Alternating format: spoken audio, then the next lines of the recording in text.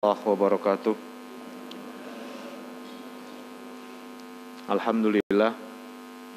Alhamdulillahilladzi arsala rasulahu bil huda wa dinil haqq liyuzhirahu ala dini kullihi wa kafa billahi syahida.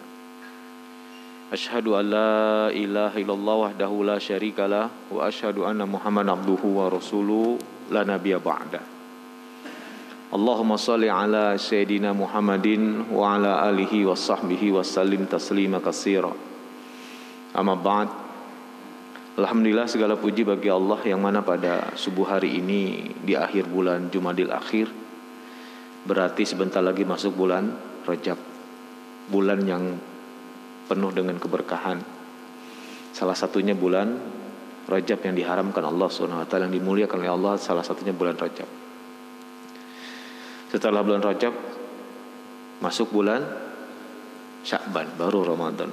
Tak terasa ya, sudah menjelang Ramadan.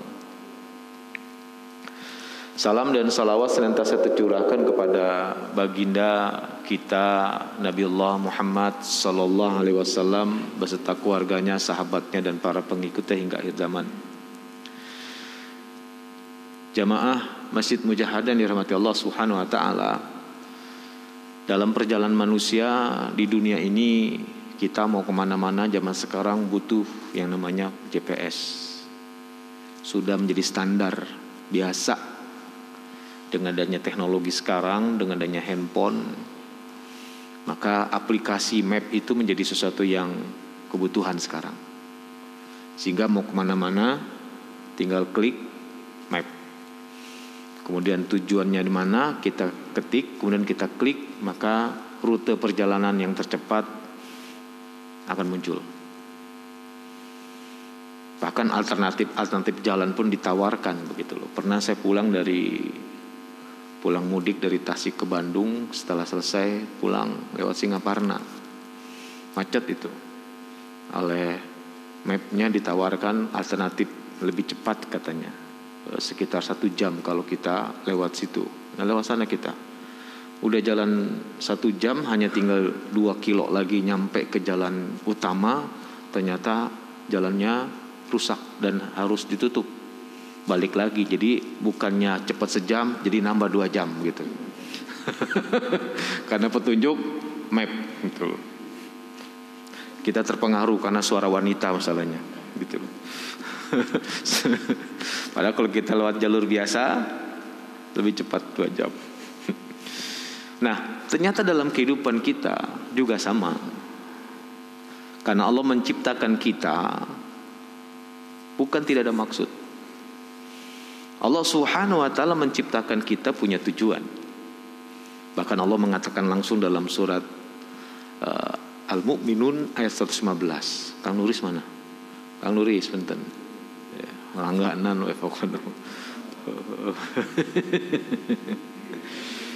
Surat Al-Mu'minun ayat 16, ayat 115. Ayat menjelang ayat terakhir. Kalau mau cepat bukanya surat 24, berapa halaman saja, 1 halaman. Masuk. Jelas itu bunyi ayatnya. Satu pertanyaan Allah yang Allah tanyakan kepada kita yang tidak butuh jawaban, tapi butuh renungan. Surat Al-Mu'minun surat 23 ayat 115. Cara bukanya buka surat 24 selembar sebelumnya. Udah muncul ayat akhir.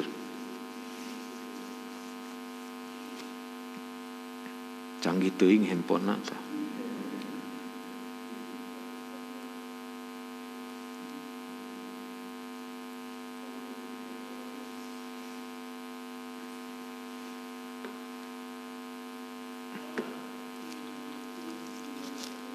Apa hasibtum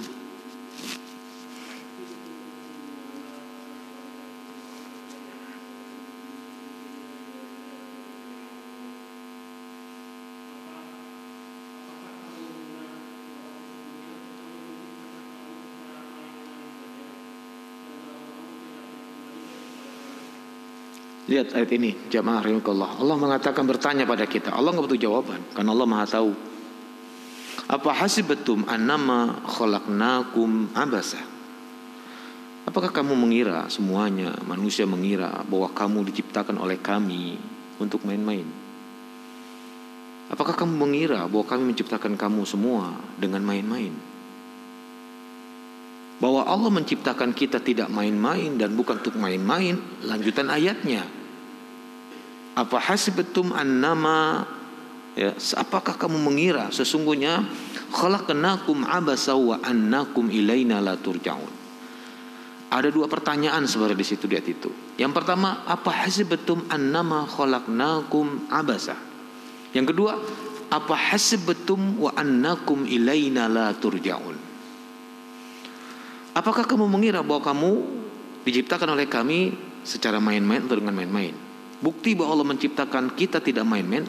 Pertanyaan keduanya, apa hasibatum annama annakum ilaina la turja'un? Apakah kamu mengira bahwa sesungguhnya kamu tidak akan dikembalikan kepada kami? Maksud dari kata la turja'un, tidak dikembalikan kepada Allah, itu adalah pertanyaan yang intinya jawabannya adalah kamu semua akan dikembalikan ke Allah dan kamu semua akan diminta pertanggungjawaban atas apa yang telah Allah berikan. Karena Allah menciptakan manusia tidak dengan main-main dan bukan untuk main-main. Berarti emang ada maksud, ada orientasi, ada tujuan yang Allah ciptakan kita. Allah menciptakan kita punya tujuan. Dan tujuan itu sudah yakinlah, saya yakin jamaah sudah tahu. Cuman seringkali lost, seringkali hilang orientasinya, hilang mapnya, hilang gitu teh. Sehingga akhirnya banyak orang hidup tidak terarah, banyak orang hidup semaunya. Yang disebut dengan freedom, yang disebut dengan kebebasan, mereka mengatasnamakan itu. Yang disebut dengan hak asasi manusia, kebebasan. Padahal negara kita itu luar biasa. Nenek moyang kita sudah menyebutkan politik luar negeri kita apa? Bebas dan aktif.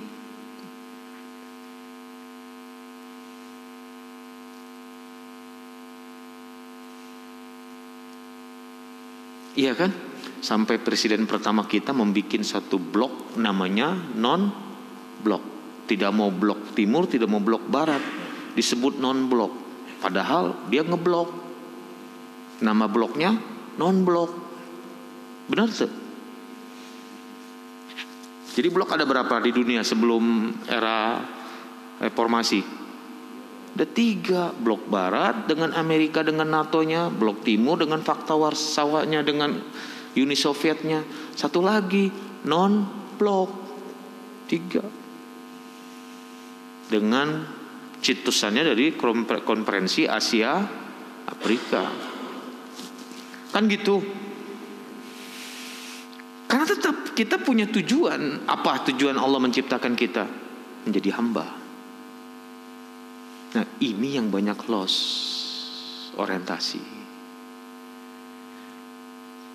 Dan Allah ingatkan lagi akan hakikat penciptaan kita dengan satu ayat, suratnya surat Ar-Rum. Surat Ar-Rum ayat 30. Jelas sekali Allah mengatakan fa'akim wajhaka lid-dini hanifa, kata Allah. Hadapkanlah orientasi hidupmu kepada satu din, kata Allah. Hanif, din yang lurus. Coba kita buka surat Al-Baqarah misalnya. Kita baca dari Al-Fatihah, itu masuk Al-Baqarah. Zalikal kitabul la raiba fihi hudal lil muttaqin. Allah langsung sebutkan, kitab ini enggak ada keraguan di dalamnya. Artinya semuanya kebenaran. Langsung Allah cerita tentang tipe manusia. Alladzina yu'minuna bil ghaibi wa yuqimuna sholata wa mimma razaqnahum yunfikun, sampai ulaika humul mu'min ulaika humul muflihun, sampai situ tuh. Itulah mereka orang beruntung, orang beriman. Ayat berikutnya ayat ke-6 sampai ayat ke-7, 2 ayat orang kafir. Innal ladzina kafaru sawaun alaihim a anzartahum am lam hum zirhum la yu'minun. Kenapa? Khatamallahu ala qulubihim wa ala sam'ihim wa ala basarihim gishawah walahum azabun azim. Siapa? Innalladzina kafaru.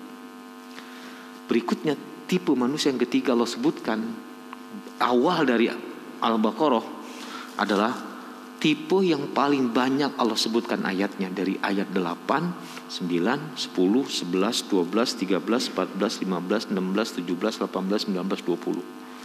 Mukmin cuma 5 ayat, 1 sampai 5. Kafir cuma 2 ayat.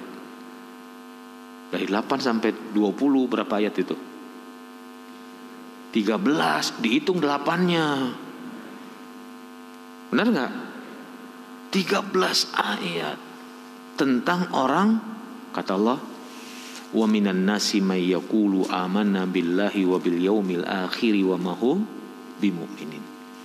Ada sebagian manusia mengaku beriman kepada Allah dan hari akhir, padahal mereka tidak beriman. Kenapa? Fi qulubihim marad. Hatinya sakit, hatinya terluka. Kenapa terluka dan hatinya sakit? Disorientasi, mappingnya salah, ngetiknya mapping itu, atau memang dia nggak punya tujuan, mapnya nggak ada. Nah, kita diingatkan dengan ayat ini untuk bisa kembalikan lagi map kita kepada arah yang benar. Allah sebutkan dalam surat Ar-Rum ayat 30, fa'akim wajhaka lid-dinin hanifah. Hadapkanlah orientasimu, arahkanlah orientasimu, wajhaka, wajahmu. Wajah itu bahasa Arabnya wajhu, tawajjuh itu artinya bukan sekedar wajah tapi orientasi. Karena seorang bergerak, berbuat, beramal itu berasal dari apa yang ada di benaknya dia, di dalam pandangan basirahnya dia. Dia mikir apa sih? Itulah gerakan itu menunjukkan apa yang dipikirkan. Maka kenapa kita harus memiliki paling tidak orientasi tawajjuh, bahasa Arabnya orientasi 3, agar kita tidak lost, agar kita nggak tersesat. Makanya orang yang tidak punya tujuan kepada Allah disebut orang apa? Tol, orang yang sesat.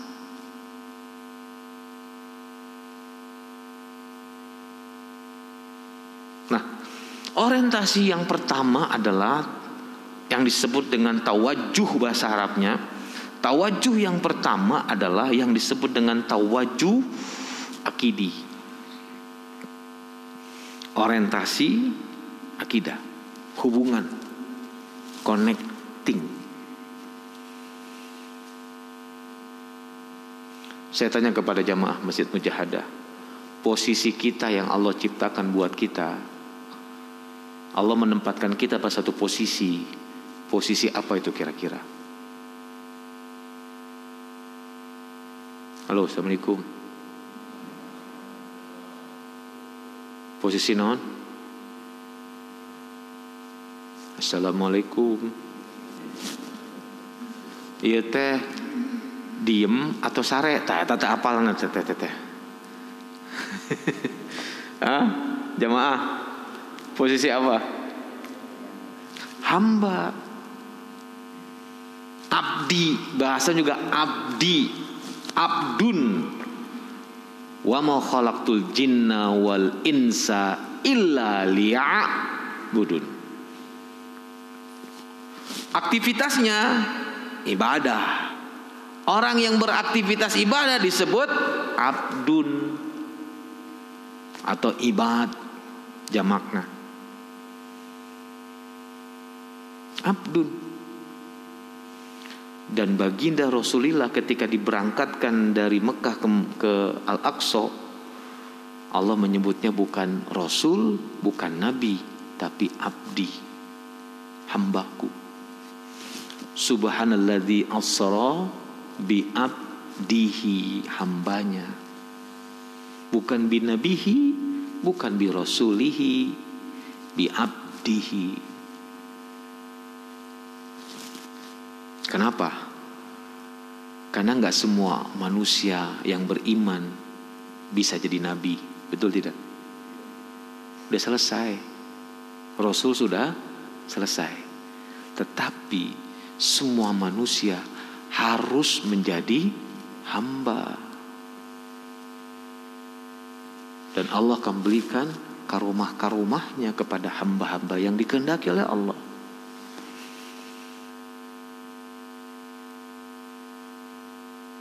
Makanya orang yang orientasinya hanya dunia, hanya harta, dia gak akan pernah puas dengan hartanya, sebanyak apapun dia miliki. Kadang-kadang sedih juga lihat orang kaya yang cuman kerjanya orientasi dunia, yaitu aja kerja lagi, gak bisa menikmati hidup dengan kekayaannya, walaupun dia senang dengan kekayaannya. Banyak. Masih muda, kerja keras luar biasa, habis waktunya hanya untuk mencari uang. Udah tua, sakit-sakitan, banyak duit lagi buat berobat hungkul. Ya, hubungan dengan keluarga masalah. Ya. Tetapi kalau orang orientasinya Allah Subhanahu wa taala, dunia akan diberikan oleh Allah Subhanahu wa taala. Lihat ayatnya, punten Kang Nuris, surat 17 ayat 18 ayat 19.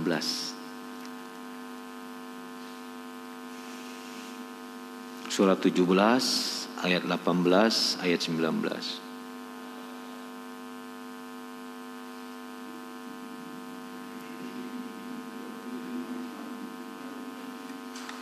Ya, nuhun Kang.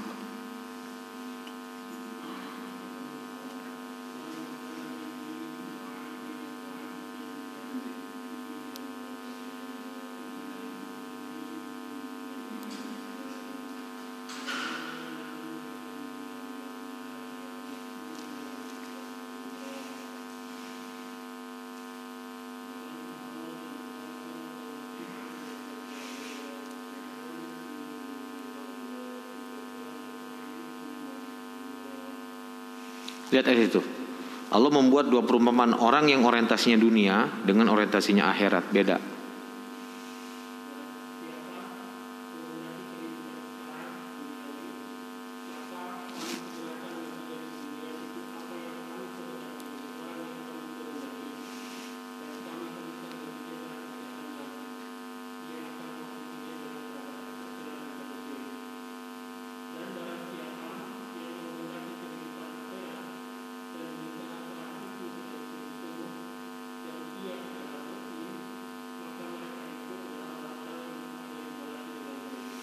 Allahu Akbar. Cukup dua ayat aja, 18-19. Lihat itu. Ya, orang yang orientasi dunia, ya Allah berikan sekedar apa yang Allah inginkan. Gitu aja kata Allah. Ya kan? Manasya'u liman nuridu. Apa-apanya terserah Allah, siapa-siapanya juga terserah Allah. Jadi bukan seseorang yang kaya itu bukan karena kehebatan dia, punya kemampuan, kekayaan dia, punya ilmu tentang dunia yang hebat. Enggak, Allah berikan. Makanya banyak orang yang sampai gila-gilaan ikut pelatihan pelatihan ini, bayarnya berjuta-juta, anggar we miskin. Code-nya terhebat, code internasional. Anggar we maju-maju. Kenapa? Dah Allah berkehendak enggak. Mau apa kita? Tetapi usaha ya harus kita lakukan. Dia upaya dia itu. Ikut pelatihan ini ngeluarin duit banyak, itu upaya dia. Dan itu gak akan sia-sia. Makanya kita dalam suatu aktivitas yang sudah orientasinya Allah Subhanahu wa taala, apapun yang kita kerjakan, selama niat kita jaga, hubungan kita jaga pada Allah, connecting kita jaga dengan Allah, maka semua pekerjaan yang kita kerjakan itu tidak sia-sia. Faman ya'mal misqala dzarratin khairan yarah wa may ya'mal misqala dzarratin syarran yarah. Enggak ada yang sia-sia. Dan itu membuat hidup kita jadi apa? Jamaah, tenang. Allah berikan pandemi corona, ternyata penyebab orang bisa mentalitas coronanya, kalau dia bagus cepat sembuh. orientasinya dulu. Tetangga saya cerita, adiknya Maijen, tentara yang fisiknya sudah lumayan terjaga lah, pola latihannya jelas lah, Maijen. Meninggal dunia bulan kemarin karena COVID. Bisa nganterin anak pejabat penting ke Medan, kemudian pulang dari Medan sakit. Ternyata sebulan sakit, begitu di ronsen parunya rusak semua. Dan berapa hari kemudian meninggal dunia.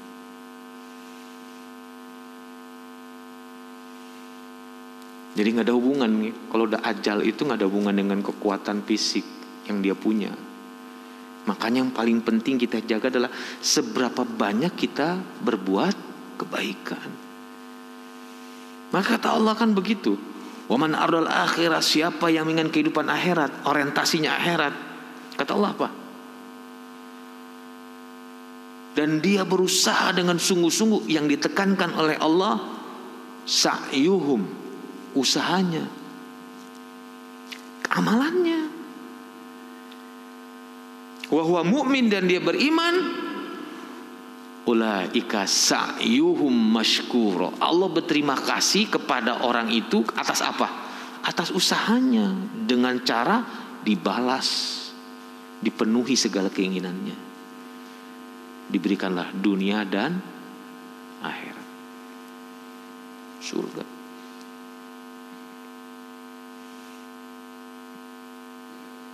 Cik punten bapak-bapak, di rumah kita ngobrol sama istri kita, sama anak kita, kebanyakan tentang akhirat atau tentang dunia. Halo, assalamualaikum. Benar nih, akhirat menikah itu palas banget suara akhiratnya gitu, nggak mantep gitu. Dunia.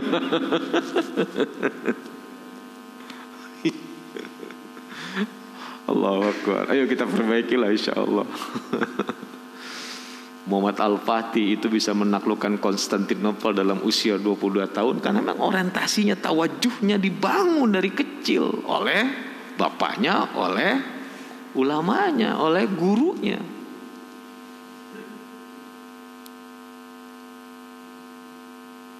Indonesia ini sebenarnya, agama Indonesia, agama Islam masuk ke Indonesia ini berasal dari mana? Dari Turki, bukan dari Gujarat. Sebagian kecil Gujarat, dominannya adalah dari Turki. Karena saat itu Indonesia sebelum merdeka, pemerintahan Islam yang sedang bertegak diri mana?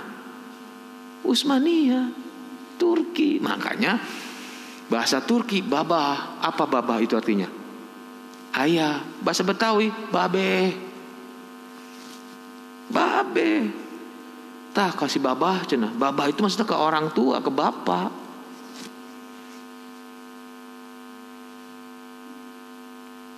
Dan di Turki itu sangat suka dengan yang namanya bentar-bentar Al-Fatihah.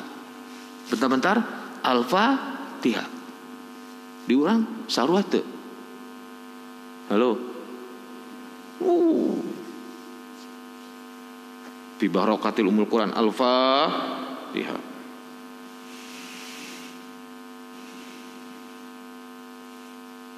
Ada ustadz yang kadang-kadang ilmunya memaksain aja begitu, diganti biar lebih abdol. Al-Baqarah panjang teuing itu. Al-Fatihah itu barokahnya luar biasa. Ya. Bahkan kalau kita minta kesembuhan oleh Allah melalui Al-Fatihah, bisa minum air, bacain Al-Fatihah 3 kali atau 7 kali. Bismillah, mudah-mudahan Allah sembuhkan. Nggak sembuh, ya tenan naon, sudah baca Al-Quran berapa ayat itu, sembuh kan? Alhamdulillah. Karena Allah hanya melihat usaha kita, sa'yuhum. Nah, makanya tugas pokok kita di dunia, Allah katakan tadi, Allah menciptakan manusia punya maksud. Dengan bahasa wa annakum ilaina la turja'un, apakah kamu akan dikembalikan kepada kami? Maksudnya tidak akan dikembalikan, akan dimintai pertanggung jawaban atas apa yang Allah berikan nikmat di dunia. Tsumma latus'aluna yauma izin anin naim. Maka yang pertama yang harus kita jaga orientasi apa? Orientasi akidah, yaitu kepada Allah tujuan kita. Bahkan seorang imam Syekh Asy-Syahid Hasan Al-Banna mengatakan dalam ungkapannya, Allahu ghayatuna, Allah adalah tujuan kami. Orientasinya Allah Subhanahu wa taala. Allahu ghayatuna. Contohnya Ar-Rasul qudwatuna. Rasul teladan kami. Karena dalam Al-Qur'an Allah arahkan juga agar kita punya tujuan yang jelas. Dilihatlah dari tawajuh yang kedua, tawajuh syar'i. Tawajuh yang pertama tawajuh akidi, connecting kita kepada Allah. Apakah orientasi kita lillahi ta'ala? Apakah segala sesuatu yang kita kerjakan lillahi ta'ala? Makanya Imam Nawawi menulis buku Riyadhus Shalihin atau menulis buku Hadis Arba'in. Pertama yang ditulis adalah bab apa? Bab niat. Innamal a'malu bin niat. Wa innamal likulli imri'in ma nawa. Setiap urusan itu pasti punya niat, punya orientasi. Cuman dua orientasinya, benar atau salah, itu aja. Makanya Imam Syafi'i rahimullah mengatakan, orang yang tidak berbuat baik berarti sedang berbuat yang tidak baik. Itu aja. Karena muarah kita cuma dua, surga atau neraka. Dan Allah ciptakan surga dan neraka itu untuk para pendosa. Allah menciptakan surga dan neraka untuk para pendosa. Surga untuk para pendosa yang bertobat. Makanya Allah suka dengan orang yang kembali ke jalur yang benar. Ihdinas siratal mustaqim. Sementara neraka diciptakan oleh Allah untuk pendosa yang tidak bertobat. Makanya ada satu neraka, pintu neraka yang namanya Jahannam. Itu dikhususkan untuk para orang-orang beriman yang belum sempat bertobat, banyak berbuat dosa, abuslah ke neraka Jahannam. Setelah habis dosana baru masuk ke dalam surga anu panghandapna. Disebut oleh baginda penghuni surga paling bawah adalah Jahannamiyun. Apa arti Jahannamiyun? Alumni Jahannam. Badai jadi alumni na? Bapak-bapak alim. Karena gak sempat bertobat, banyak dosa, tapi masih punya iman, abuslah ke neraka. Neraka pangluhurna yang disebut namanya pintunya pintu Jahannam. Neraka naoge disebut neraka Jahannam. Kalau paling bawah itu neraka Jahim.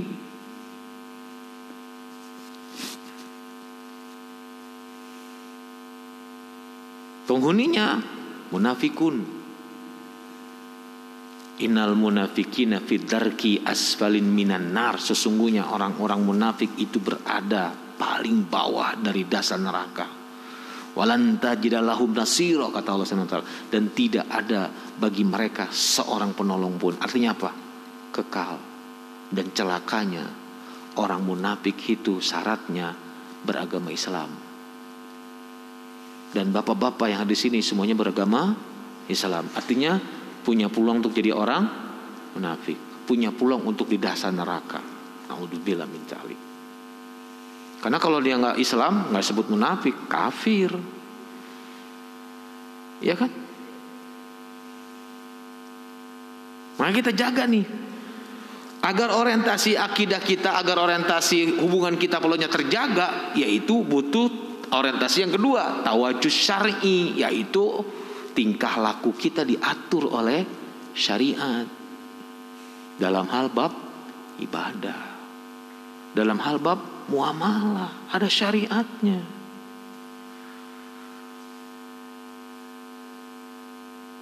Nah, ini harus kita pelajari agar kita tidak hanya sekedar punya orientasi akidah, tapi juga punya orientasi syariah dalam hal hidup bermasyarakat.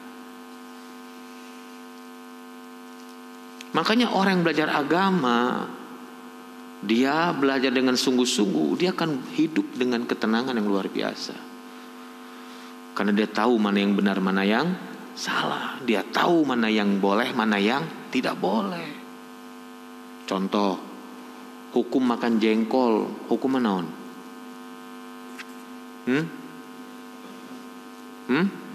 Makruh. Makan bawang? Halo? Kata siapa makruh? Bapak jangan ngarang atuh. Makan bawang itu boleh, cuman orang habis makan bawang jangan ke masjid. Kenapa? Baunya bikin orang pingsan lagi sholat berjamaah. Nah, sekarang aman. Kayak teman saya, alhamdulillah ada masker, padahal kunaon, saya makan jengkol tiap hari. Ari duren hukumnya apa makan duren? Tuh kan, halal cenah. Ari duren halal, ari duren bau teu? Bau, cukna teu beuki. Kata yang tidak suka duren itu bau, kalau kata yang suka duren itu sengit. Lain bau, sama seperti orang suka jengkol. Ngambe jengkol teh sengit atau bau? Sengit. Dalam hadisnya bawang yang dikatakan oleh baginda, jika kalian makan bawang, bahasa jika kalian makan bawang artinya apa? Boleh makan bawang.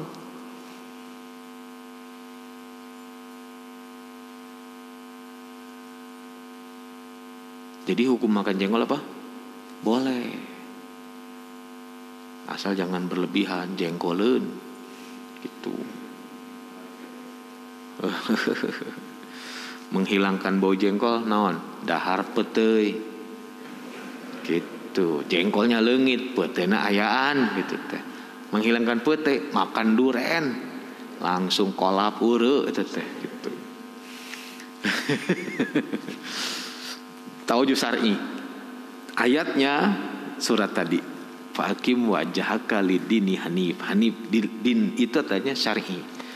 Makanya orang yang disorientasi Islamnya rendah, hilang, nggak ngerti agama, lihat tingkah laku hidupnya, mirip hewan, mirip hewan. Allah katakan langsung, takuluna kama takulul an'am, yakuluna kama takulul an'am. Makannya mereka seperti makannya hewan. Bahkan hewan nggak seperti manusia. Kalau udah kenyang, sudah. Harimau nerekam sapi, dia makan sampai kenyang. Sudah kenyang, ditinggalkan sehingga binatang-binatang lain ikut mendapatkan rezeki. Kalau manusia diborong kabeh untuk bertahun-tahun, disimpan di gudang. Nggak peduli sahabat kental, kurus kering, kelaparan, nggak peduli. Lihat aja korupsi bansos. Sedih kita juga. Bayangkan, bantuan untuk orang cacat pun juga diambil. Hanya bisa istighfar, astagfirullahaladzim. Bahkan sudah ada kejadian sebelum corona ini menyebar di Indonesia, sudah punya rencana itu mereka. Bayangkan. Niat banget gitu.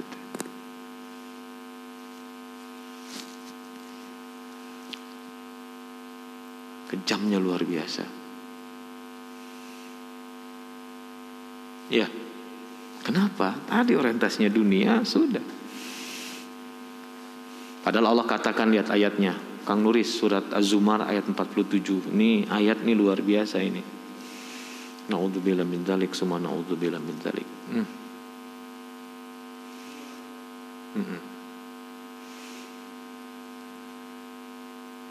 Ditampi Kang ya, Pak DKM.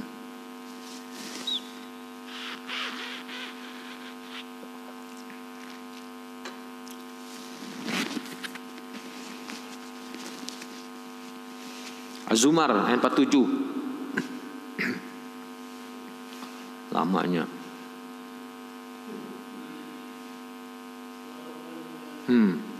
Benar.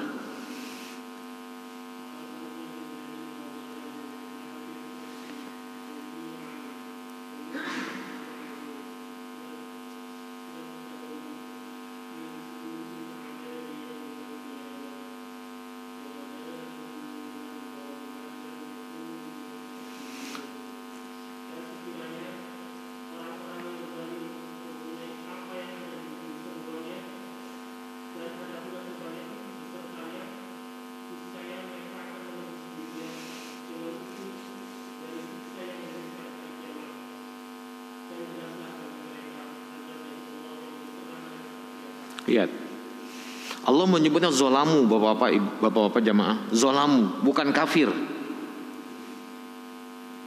Karena kalau orang kafir pasti zolim. Orang zolim belum tentu semuanya orang kafir. Bisa jadi orang beriman, muslim, berbuat zolim, banyak. Maka Allah menyebutnya zolamu. Walau ana lilladzina zolamu ma fil ardi jami'an, memiliki semua yang ada di bumi. Secara logika nggak akan mungkin orang zolim menguasai semua yang di bumi, nggak mungkin. Ini cuma bahasa Allah menunjukkan sehebat apapun, memiliki apapun dunia dengan segala isinya dimiliki oleh orang zolim sekalipun, begitu melihat begitu melihat azab Allah, dilepaskan tuh harta yang dia mendapatkannya dengan cara zolim, menipu, korupsi, berbuat curang, semua menghalalkan segala cara untuk mendapatkan dunia. Dia berbuat zolim itu untuk mendapatkan dunia. Begitu melihat azab Allah, dia lepaskan semua yang menjadi orientasi dia itu, hanya untuk supaya tidak diazab oleh Allah. Tapi kata Allah apa?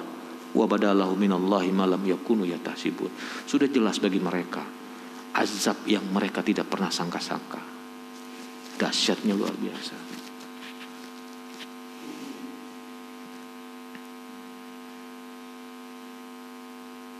Ya kan, ada ayat lagi, wattaqu fitnatal la tusibanal ladzina zalamu minkum khassah.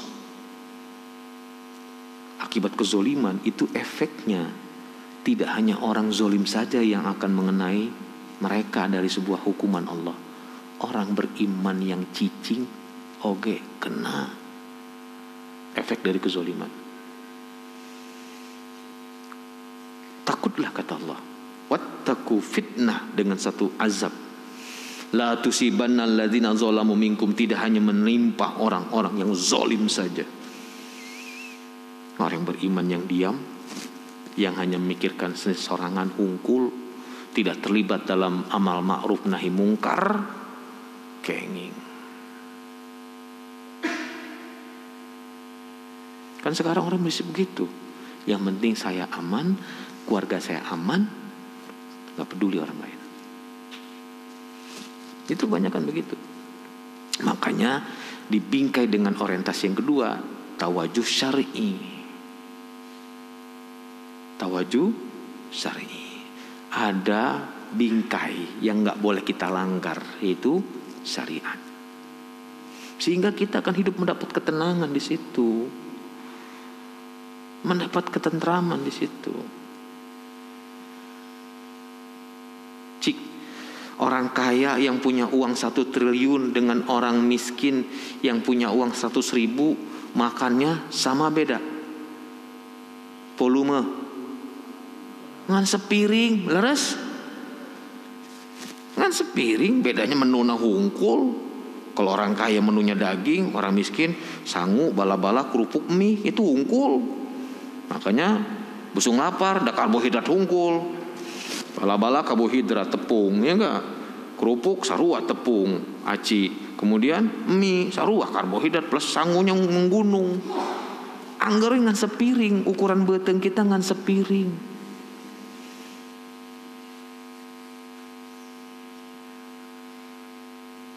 Kadang-kadang kalau nambah sudah beda rasanya ya. Makanya bagus itu makan tuh jangan nambah. Itu sesuai dengan sunnah. Isilah perutmu sepertiga makanan, sepertiga air, sepertiga buah-buahan. Lain kosongkan buah-buahan. Gitu. Orang kan gitu, penutup teh buah-buahan, kebalik Pak. Kata dokter, dokter Sigit ternyata, Buah-buahan dulu bagus makan, baru yang berat-berat protein yang gede-gede gitu. Buah-buahan dulu untuk mengamankan lambung. Makanya ada arahan kalau kita supaya lambung kita nyaman tuh sebelum makan berat makan dulu alpukat katanya, biar lambungnya aman dulu gitu, tenang dulu gitu. Kan begitu kan, apa yang masuk, bagaimana dalamnya, apa yang keluar, kan begitu penyakit itu. Benar tuh? Cok, dokter nanya gitu, apa yang dimakan, gimana rasanya, enak. Apa yang keluar, gimana warnanya, bagaimana bentuknya, kan begitu. 3 itu aja, apa yang masuk, bagaimana dalamnya, kemudian apa yang keluar. Nah kita ini dengan syar'i, yaitu agama kita.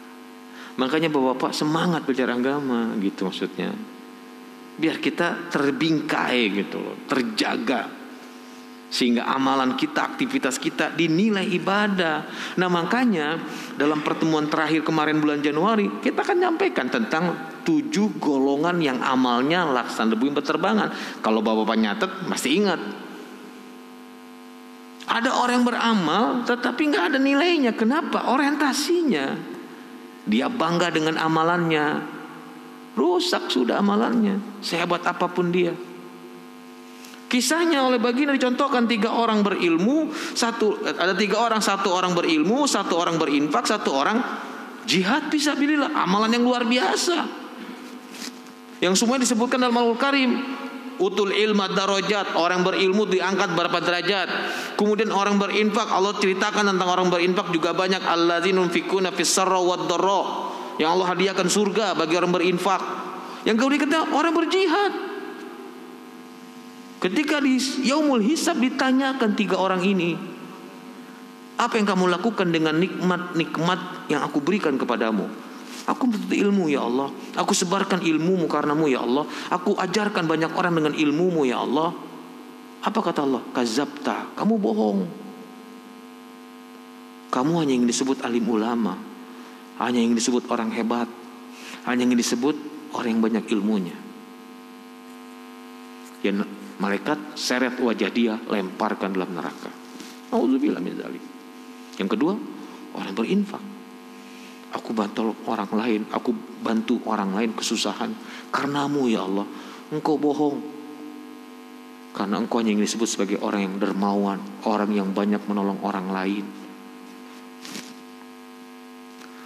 Hati-hati dengan zaman sekarang. Kata baginda Rasulullah juga disampaikan dalam hadis yang lain, itu orang yang ria.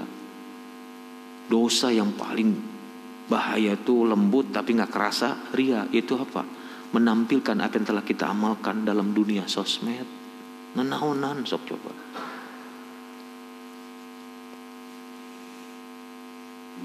Lagi makan, foto, kirim. Alhamdulillah ya Allah, engkau beri nikmat aku yang luar biasa. Hashtag nikmat Allah mana lagi nak kamu dustakan. Share.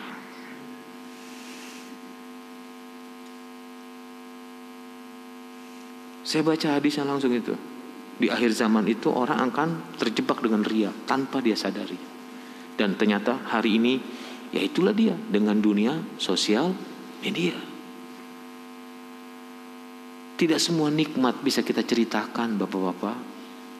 Nabi Yusuf alaihissalam, dia bermimpi bulan ada di pangkuannya, betul? Itu kenikmatan bukan? Kenikmatan. Dia ceritakan ke ayahnya Nabi Yakub. Apa kata Nabi Yakub? Jangan kau ceritakan pada saudaramu. Kenikmatan tidak semuanya bisa ceritakan.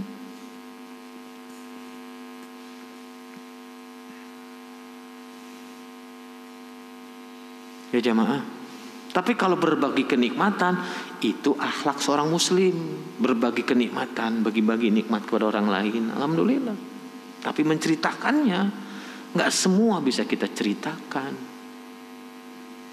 Contoh, punten, hubungan suami istri itu nikmat bukan? Halo, assalamualaikum. Jima itu nikmat bukan? Boleh kita ceritakan sama orang lain? Boleh? Nggak boleh. Allah marah. Kenapa? Kejadian. Dalam pengajian ini, Pengajiannya nggak kebanyak, kecil, disebut halakoh pengajian. Gurunya nanya tentang keluarga. Ya kamu gimana keluarga kamu? Alhamdulillah Pak Ustadz, saya dengan istri begini-begini. Kemesraan diceritakan. Ternyata yang punya rumah, yang jadi tuan rumah, istrinya dengerin. Dia bandingkan teman suaminya dengan suaminya, mendengar cerita teman suaminya tentang keluarganya, kemesraannya itu. Apa yang terjadi? Dia minta cerai kepada suaminya dan ingin menjadi istri kedua dari teman suaminya. Sok coba. Oh, sok ribut, pek, mangga we pek.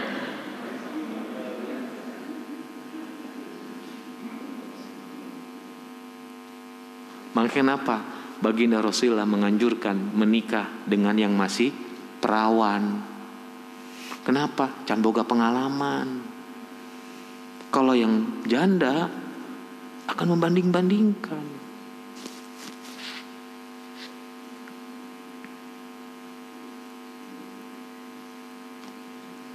Nah cicing. Kita lanjut ya. Tawajuh yang terakhir, tawajuh amali. Orientasi beramalnya kita, yaitu innamal a'malu bin niat. Tidak hanya sekedar a'malu bin niat, tapi juga program. Kebanyakan kita punya planning urusan dunia, urusan akhirat. Di planning tak Bapak? Kalau di planning, alhamdulillah. Kalau belum, ayo kita mulai sekarang. Ajak anak kita, ajak istri kita. Kita bikin planning. Ayatnya jelas. Ya ayyuhalladzina amanu ittaqullaha haqqa tuqatih, ittaqullaha wal tanzun nafsum ma qaddamat ligodin. Ligot itu orientasi depan apa? Dalam tafsirnya surga, dalam tafsirnya akhirat. Bukan masa depan duniawi saja. Inti dari ayat itu adalah akhirat. Ligodin. Maka bekalnya fattaqullah, bertakwalah kepada Allah. Sebagai apa tadi? Hamba. Nah makanya sekarang kita kerahkan mapping kita ini jamaah adalah sejauh mana kita memposisikan diri kita sebagai posisi yang Allah tentukan buat kita, yaitu menjadi hamba. Bulan depan kita akan bahas apa posisimu di dunia terhadap Allah Subhanahu wa taala. Kita akan tahu kan kalau di akhirat kita ingin masuk surga, betul nggak? Di dunia ini kita tahu nggak posisi kita sekarang seperti apa? Nah, agar kita tahu, insya Allah kita bahas bulan depan, bulan Maret insya Allah ya, kita bahas. Judulnya kedudukan posisi Allah sebagaimana posisi kamu di dunia. Jadi kalau kita ingin tahu kedudukan kita di sisi Allah di dunia, itu lihatlah dunia kita hari ini seperti apa. Karena tadi tawajuh akidi akan terlihat, tawajuh syar'i, apakah dia hidup menggunakan aturan Allah atau tidak. Yang terakhir adalah apakah dia punya program beramal atau tidak, orientasinya. Nah, mudah-mudahan jamaah rahimakumullah kita semua dimudahkan oleh Allah SWT untuk senantiasa menjaga orientasi hidup kita lillahi ta'ala, kemudian beramal dengan amalan yang penuh dengan kebaikan, dan akhirnya kita program itu semua dengan semangat mengamalkan apa yang kita sanggup. La yukallifullahu nafsan illa wus'aha laha ma kasabat wa 'alaiha maktasabat. Allah enggak akan pernah membebani suatu kaum kecuali kaum itu sanggup memikulnya. Apapun yang datang dari Allah, kesimpulan kita cuma satu jamaah, kita bisa melalui kalau kita senantiasa bersabar dengan keimanan kita kepada Allah Subhanahu wa taala, kita akan lalui insyaallah. Karena Allah tidak pernah memberikan satu beban kepada kaum kecuali kaum itu sanggup memikulnya. Artinya yang datang dari Allah kita bisa lalui dengan terus memohon kepada Allah kekuatan, dengan menjaga ibadah kita pada Allah Subhanahu wa taala. Wallahu a'lam bishawab. Qul qouli hadza astaghfirullah li wa lakum innahu huwal ghafurur rahim. Billahi taufiq wal hidayah. Wassalamualaikum warahmatullahi wabarakatuh. Ada yang mau tanya? Enggak? Mau dialog? Enggak?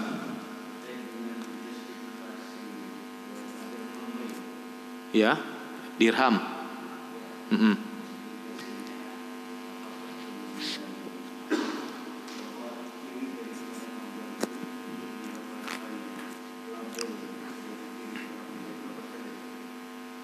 Apa? Ciri?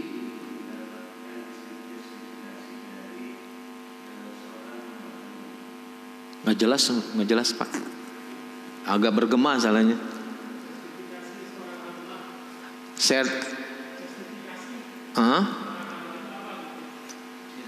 Sederhana, yaitu melaksanakan perintah Allah, menjauhi larangan Allah yang disebut dengan takwa.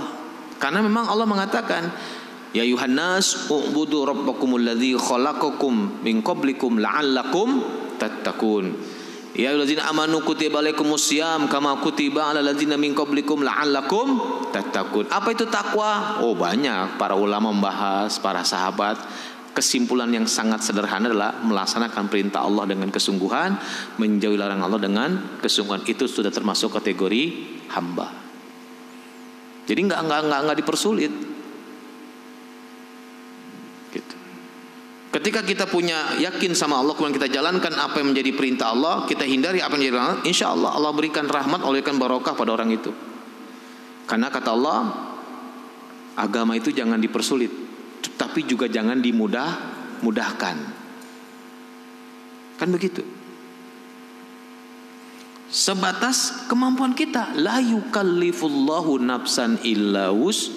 Makanya Allah menciptakan surga bertingkat. Ada berapa tingkat surga? Ada berapa? 7. Itu mah neraka. Apalan neraka hungkul. Ada berapa tingkat? Ada yang bilang 100, ada yang bilang sebanyak kebaikan Allah berikan. Bayangkan. Kalau saya yang baca hadisnya adalah 100 tingkat, kata baginda Rasulullah SAW. Banyak gitu.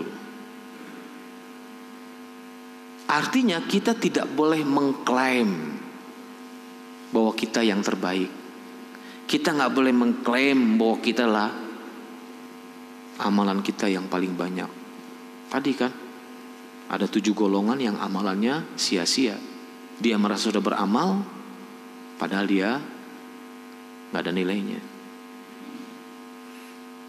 Makanya hal yang sederhana yang sangat mudah memposisikan kita sebagai hamba adalah ketika kita melaksanakan perintah Allah dengan kesungguhan dan ketika kita menjauhi larangan Allah dengan kesungguhan. Makanya lihat ayatnya, surat 16 ayat 97. Man amila soliha, siapa yang beramal soleh, min zakarin au unsa, dia laki-laki atau perempuan, wa huwa mu'min, syaratnya beriman. Sudah, Allah berikan keberkahan, Allah balas dengan surga di akhirat. Subhanallah. Bima kanu ya'malun, disebabkan amalan mereka. Gitu Kang. Mudah-mudahan kita semua termasuk hamba Allah, insyaallah. Ada lagi yang lain? Cukup? Sarapan ada nggak? Oh belum ya? Oh belum. Enggak, cuma nanya doang. Pak Rino, Pak DKM. Itu aja mungkin saya ucapkan lagi jazakumullah khairan atas semua hadir sini. Mudah-mudahan Allah berikan kemudahan buat pemahaman kita dan bisa kita amalkan dalam kehidupan kita sehari-hari. Assalamualaikum warahmatullahi wabarakatuh.